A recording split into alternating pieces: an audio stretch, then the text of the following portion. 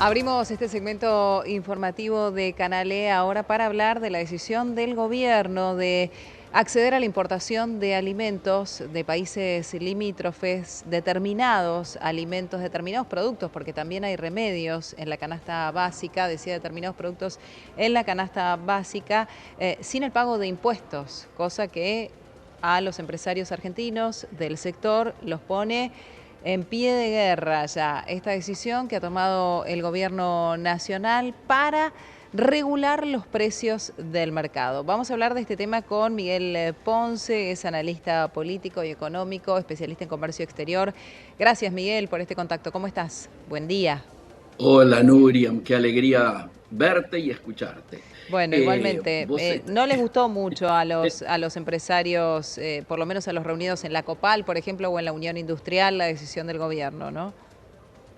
pero claro, yo te escuchaba recién y uno decía palabras como regulación en un diccionario libertario, Raro. digo, tienen algún nivel de raro para ser suaves, Sí. para ser suaves. Pero además quiero agregarte para completar esta figura que vos hacías recién, que no solo el tema impuestos le bajan, ¿no es cierto? Básicamente el país y el impuesto a las ganancias, que se lo prorrogan, sino que además le permiten el acceso a dólares a 30 días. Sí. Hoy, los industriales que van a tener que competir con ellos están, además de pagar los impuestos correspondientes, ¿no es cierto?, a la importación, tienen que pagar a 30, 60, 90 y 120 días, es decir, hasta casi 4 meses. Ahora le van a entregar a los que importen alimentos y productos de limpieza y también remedios, le van a permitir acceder al MULC a 30 días. La verdad es que es sorprendente. Pero además, yo quiero decirte algo, yo hace más de 40 años, no lo quiero ni recordar, que trabajo en el tema comercio exterior, internacionalización de pymes, etcétera. Los llamados que tuve ayer del exterior son, francamente, pintan esta contradicción argentina en su real dimensión. ¿Por qué lo decís, Y Miguel? me dicen, pero te lo cuento. Vos venías insistiendo, me dicen, de que los drivers del desarrollo argentino iban a ser básicamente los tres elementos que más necesitamos nosotros. Me decía alguien, obviamente, que trabaja en Unión Europea, pero que además es un empresario privado fuerte en Italia. Me decía, el primer punto que me tocaba ser el tema energético.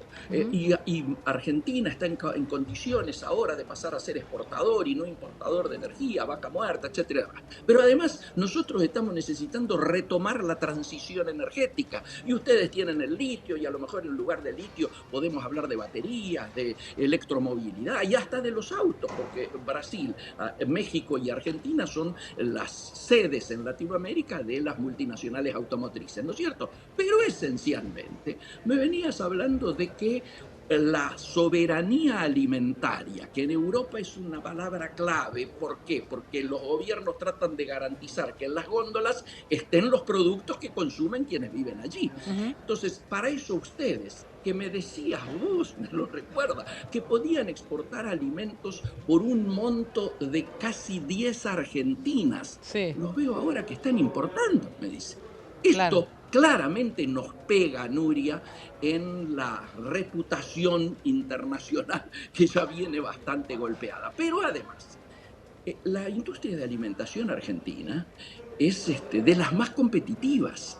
Si le quitaran o aliviaran ese 50% que tienen de carga impositiva, yo te diría que estaríamos en condiciones claramente de tener otros precios. Claro. En estos momentos está habiendo una situación en la cual te diría, más importante que haber resuelto ayer la apertura, es lo que se va a tratar hoy en el Congreso. Es decir, la movilidad de las jubilaciones. Si acá los ingresos mejoraran, lo que está pidiendo el Fondo Monetario, lo pide AmCham ayer, Sí. pidiendo claramente que jubilaciones y salarios mejoren. Se lo pide Cavallo al ministro, Lo que pasa es sabiendo la que, influencia Miguel, que ¿cómo tiene se hace Cavallo. frente a una economía que está digamos, muy golpeada. Todas las industrias en caída durante los últimos meses. ¿Cómo se hace para mejorar los salarios en ese contexto?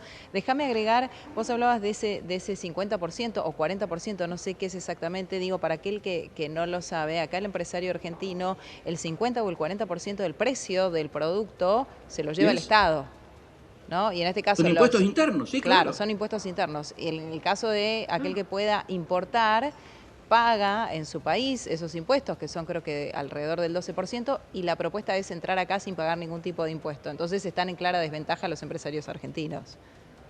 Totalmente. Y preparémonos. Yo ya hablé ayer con el presidente de una de las gremiales empresarias PYME, sumamente preocupado. ¿Por qué? Porque ya se venía viviendo un proceso de convocatoria de muchas pymes. Ninguna pensaba tomar personal, sino al contrario, ya empezaban las reducciones, adelantaron vacaciones. Hablo con la gente de Asindar y me dicen ahora que la última versión no es que van a parar del 18 de este mes hasta el 15 del otro, sino que ya pasaron a analizar si no van a ser 2 meses el paro. Están charlando con la UOM de Villa Constitución a ver si llegan a un punto de acuerdo. Bueno, Pero hoy está claro, ¿por parada la qué es actividad esto? metalúrgica, ¿no? Hoy y mañana. Por supuesto, porque ahí tienen un tema con UOM, eso es por Sí, otro lado, correcto. Pero UOM Nacional, con el quiero decir. sindicato, sí. Pero vos fíjate, hablo con colegas míos, yo soy ingeniero y hablo con ingenieros que trabajan allí, que trabajan desde hace mucho tiempo, y me dicen, Miguel, es obvio de que la fotografía de Argentina hoy es esto del corte que teníamos, estamos hablando del momento que yo hablé, que teníamos en la autopista Rosario, donde los trabajadores de nuestra planta están cortando allí. ¿Por qué? Bueno, porque nosotros tenemos una capacidad de producción de 1.400.000 toneladas anuales. Ujú. Y el mejor horizonte que tenemos para el año, el pronóstico más optimista es que vamos a llegar a 700.000. Es decir, hay una caída del 50% en el nivel de capacidad productiva. Va a estar utilizándose un 50% de la capacidad productiva de la firma, y esto coincide, ese 50, con el 50% que ha caído la venta en los corralones. Ujú. En algunos lugares como el Chaco, que hablé ayer, cayó el 80% a la venta. ¿Y por qué?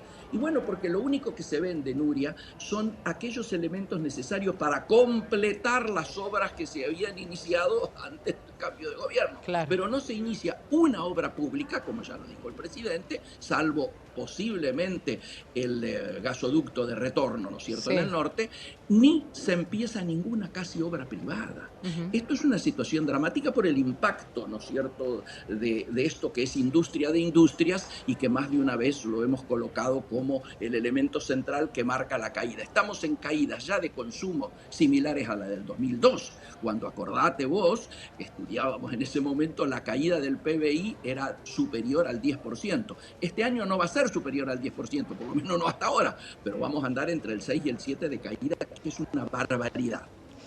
¿Qué podemos esperar para lo que va a suceder? Mencionaste lo de hoy en el Congreso, el debate por la reforma jubilatoria, la oposición que quiere ir en principio por una jubilación que se actualice con el índice de inflación y mes a mes, y el gobierno nacional que piensa en hacer una actualización bimestral.